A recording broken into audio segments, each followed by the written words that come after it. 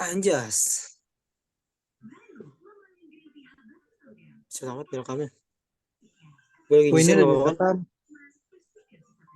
Ya udah yuk, mulai.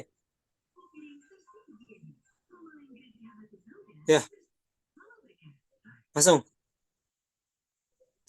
1, 2, 3. Assalamualaikum warahmatullahi wabarakatuh. PPT. Waalaikumsalam warahmatullahi wabarakatuh. Satu. Perkenalkan, kita dari kelompok 4 organisasi dan arsitektur komputer. Di sini kita ingin mempresentasikan. Sebelumnya saya ingin memperkenalkan anggotanya terlebih dahulu.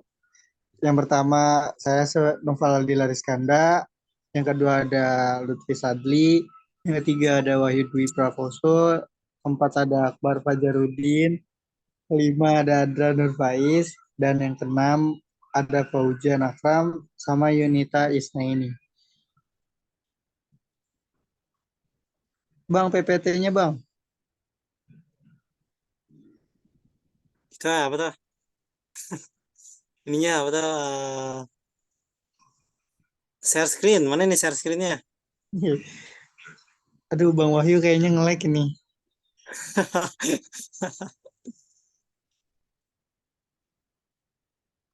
Wah, ini kita pengen ini nih konser. Gimana ceritanya nih kalau kayak gini ceritanya?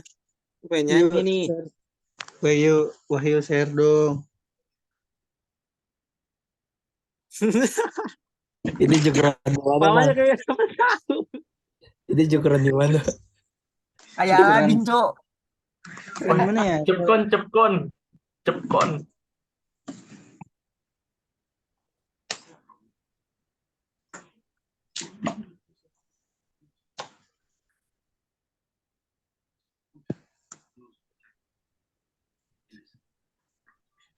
Nah, oke. Langsung yuk.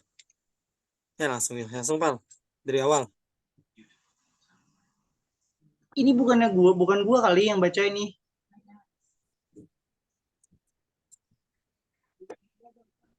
Lu aja, Pak, semuanya, Pak, lu baca. Oke, di sini pengertian bus yang akan dibacakan oleh Wahyu. Baik, saya akan membacakan pengertian bus. Dalam sistem bus adalah bus sistem dalam arsitektur komputer menuju pada bus yang digunakan sistem komputer untuk menghubungkan semua komponen. Sebuah bus adalah sebuah untuk jalur di mana data-data dapat mengalir dalam komputer. Jalur-jalur ini digunakan untuk komunikasi dan dapat dibuat antara dua elemen atau lebih. Data atau program yang tersimpan dalam memori dapat diakses dan dieksekusi oleh CPU melalui peran dalam sistem bus. Bus adalah jalur atau lintasan komunikasi yang menghubungkan dua atau lebih komponen komputer. Karakteristik utama bus adalah media transmisi. Beberapa perangkat terhubung ke bus dan sinyal yang dikirimkan oleh suatu perangkat tersedia untuk penerimaan oleh semua perangkat lain yang terpasang pada bus. Jika dua perangkat mentransmisikan selama periode waktu yang sama, sinyal mereka akan tumpang tindih dan menjadi kacau. Dengan demikian, hanya satu perangkat sekaligus yang berhasil mentransmisikan alur bus.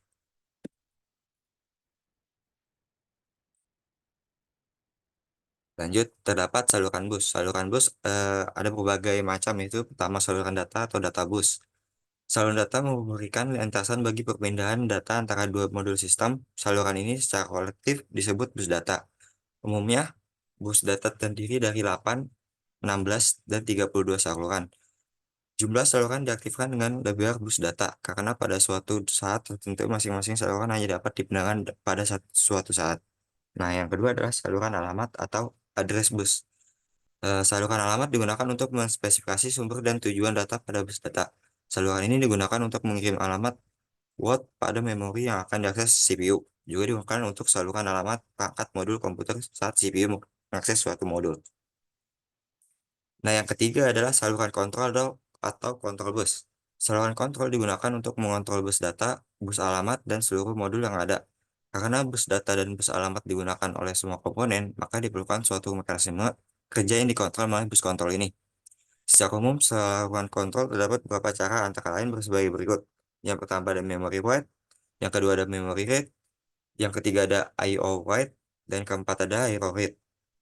Dan ada banyak lainnya seperti transfer act, bus request, bus grant, interrupt request, interrupt act, clock, and reset. Selanjutnya akan dibacakan oleh Adra. Ya, selanjutnya ada prinsip operasi bus. Yang pertama ada operasi mengirim data ke modul lainnya, yaitu ada meminta penggunaan bus. Selanjutnya, apabila telah disetujui, modul akan memindahkan data yang diinginkan ke modul yang ingin dituju. Yang kedua ada operasi meminta data ke modul lainnya. Yang pertama ada meminta penggunaan bus. Yang kedua ada mengirim request ke modul yang dituju melalui saluran kontrol dan alamat yang sesuai. Yang ketiga menunggu modul yang dituju mengirimkan data yang diinginkan. Selanjutnya ada jenis data dalam bus. Yang pertama ada memori. Memori umumnya terdiri atas word memori dengan panjang yang sama. Masing-masing word diberi alamat memori yang unik, yaitu 0,012 N _1. Word dapat dibaca maupun ditulis pada memori dengan kontrol read dan write. Lokasi bagi operasi dispesifikasikan oleh sebuah alamat. Yang kedua ada modul I/O. Operasi modul I/O adalah pertukaran data dari dan ke dalam komputer.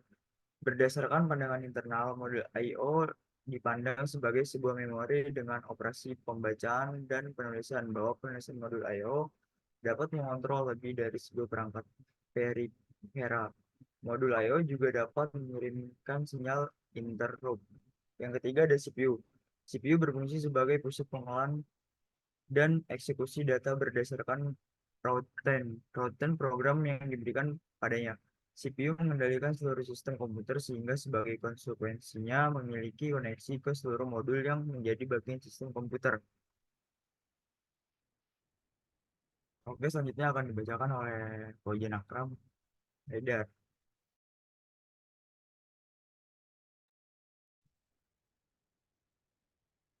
Karakteristik pertukaran data dalam bus. Dari jenis pertukaran data yang diperlukan modul-modul komputer, maka struktur interkoneksi harus mendukung perpindahan data antara lain sebagai berikut. Memori ke CPU, CPU melakukan pembacaan data maupun instruksi dari memori. CPU ke memori, CPU melakukan penyimpanan atau penulisan data ke memori. I/O ke CPU, CPU membaca data dari peripheral melalui modul I/O. CPU ke I/O, CPU mengirimkan data ke perangkat peripheral melalui modul I/O.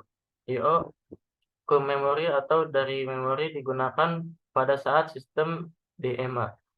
Sampai saat ini terjadi perkembangan struktur interkoneksi, namun yang banyak digunakan saat ini adalah elemen-elemen dalam sistem bus.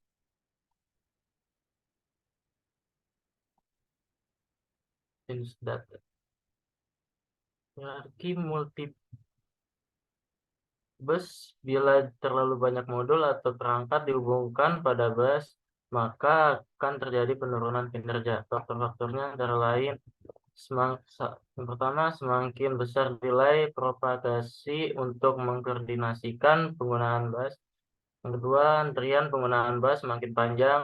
Yang ketiga, dimungkinkan habisnya kapasitas transfer bus sehingga memperlambat data.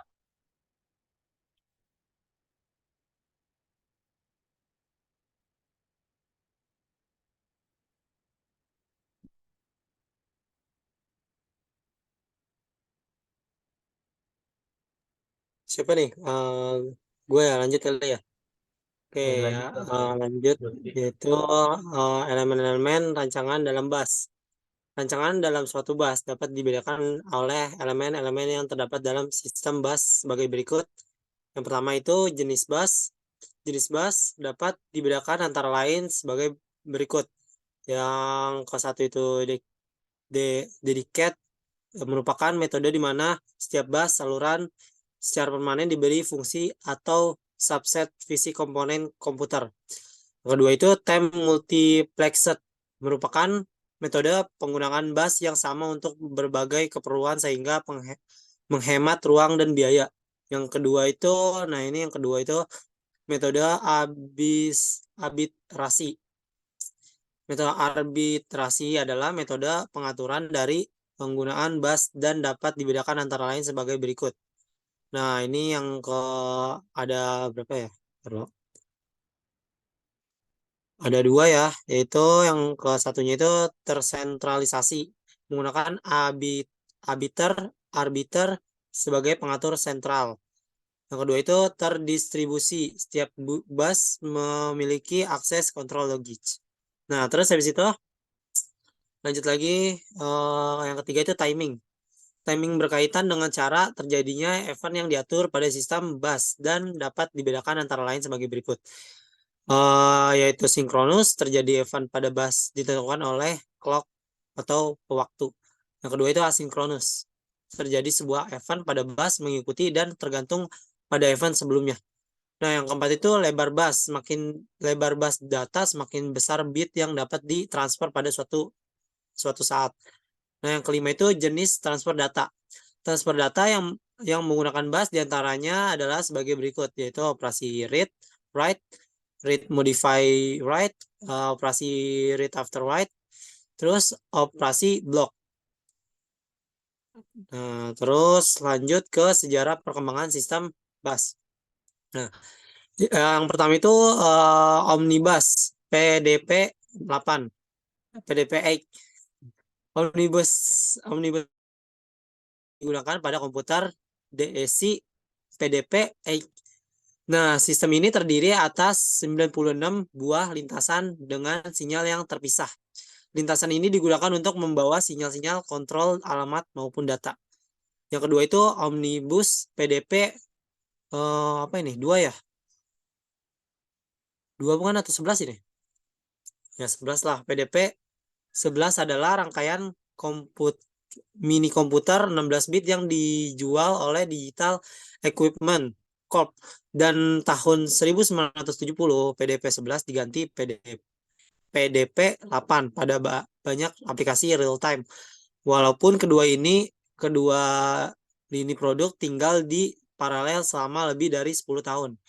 Yang ketiga itu Multibus 8086.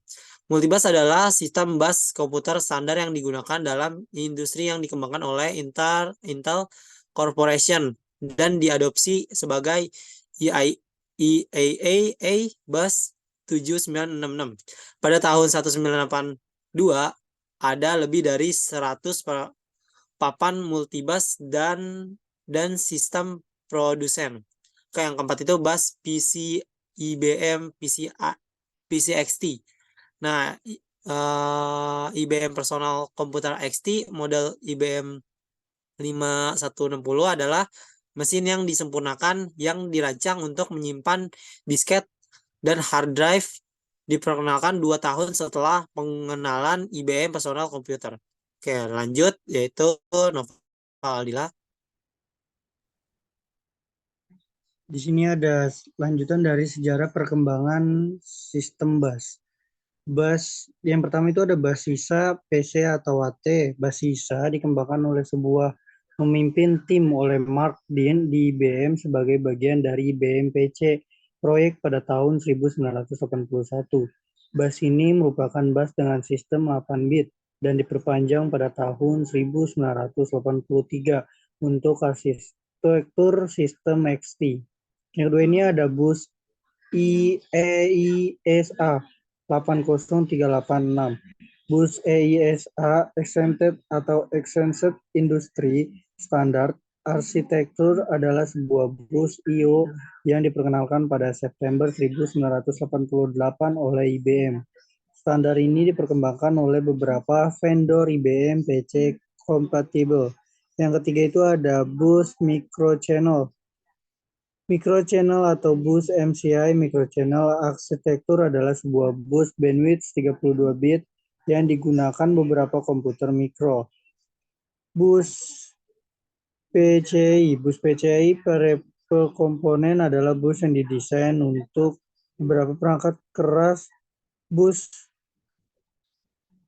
Mendukung fungsi yang terdapat prosesor tetapi dalam format tempat yang lepas dari prosesor tertentu.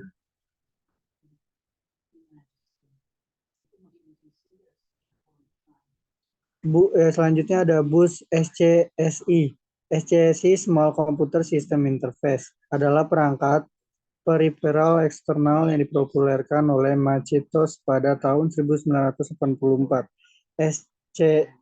SCSI merupakan interface standar untuk drive CD-ROM, peralatan audio, hard disk, dan perangkat penyimpanan eksternal berukuran besar. SCSI menggunakan interface paralel dengan 8, 16, atau 32 saluran data. Bus Nubus. Nubus adalah 32 bit paralel bus komputer awalnya dikembangkan di MIT sebagai bagian dari proyek New Machine Workstation. Pelaksanaan lengkap pertama dari Nubus dan New Machine itu dilakukan melalui Western Digital untuk New Machine mereka dan untuk Lips Machine INC PML Lambda. Nubus kemudian dimasukkan dalam produk oleh Texas Instruments, Explorer, Appler Computer, dan Next. Namun perangkat ini tidak lagi banyak digunakan di luar pasar embedded. Selanjutnya ada bus USB, USB Universal Serial Bus. Bus ini dikembangkan vendor komputer yaitu Compaq DSC, IBM, NSC, dan Norton Telephone. Bus ini ditunjukkan perangkat yang memiliki kecepatan rendah keyboard, mouse, dan printer karena tidak akan perangkat yang berkecepatan rendah dipastikan berkecepatan tinggi seperti PCI. Selanjutnya,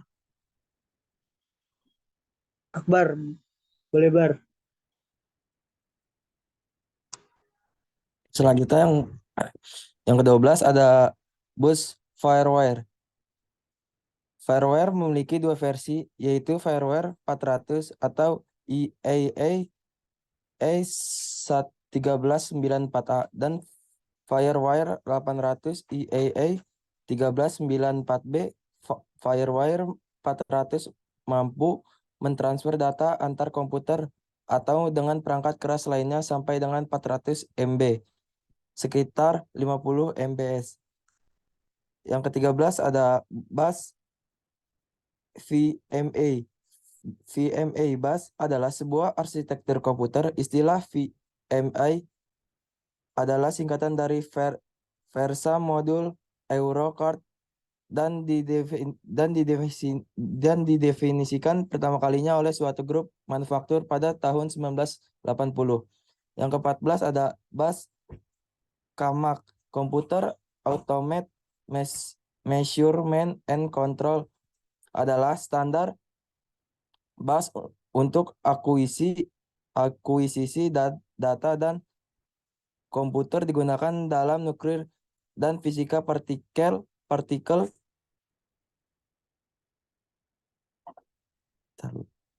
dan partikel eksperimen dan industri. Bus ini memungkinkan pertukaran data antara plugin modul atau sampai 24 dalam satu CRAD dan controller CRAD yang kemudian diinterface-kan ke PC atau ke CAMAC antar muka VMA.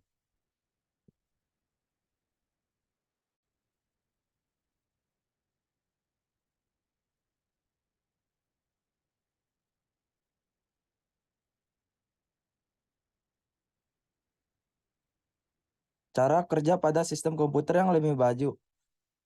Arsitektur komputernya akan lebih kompleks sehingga untuk meningkatkan performa digunakan beberapa bus. Tiap bus merupakan jalur data antara beberapa device yang berbeda dengan cara ini.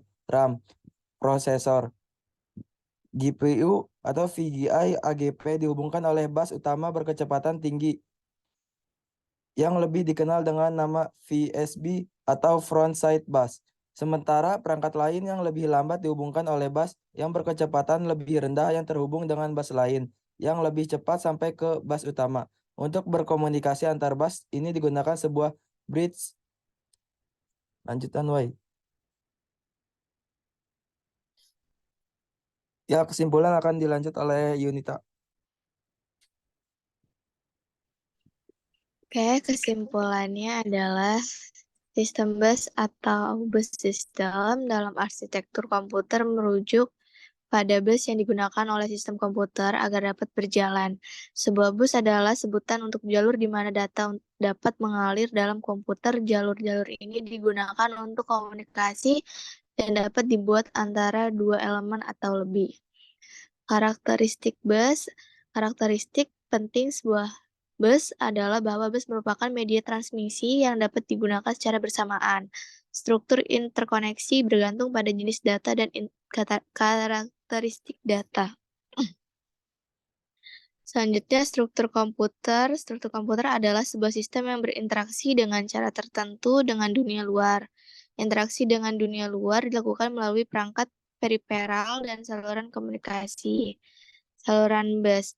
Fungsi saluran bus dapat diklasifikasikan menjadi 3 kelompok, yaitu saluran data, saluran alamat, dan saluran kontrol. Sedangkan sistem bus adalah penghubung bagi keseluruhan komponen komputer dalam menjalankan tugasnya. Yang terakhir adalah sistem bus. Pada sistem komputer yang lebih maju, arsitektur komputernya akan lebih kompleks sehingga untuk meningkatkan performa digunakan beberapa bus. Sudah? Saya balikan ke moderator. Terima kasih. Mungkin presentasi pada kali ini sudah selesai. Dicukupkan saja ya teman-teman ya. Ya,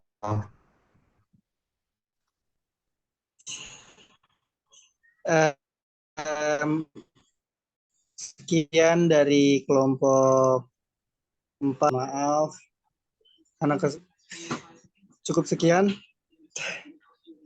Terima kasih. Wassalamualaikum warahmatullahi wabarakatuh.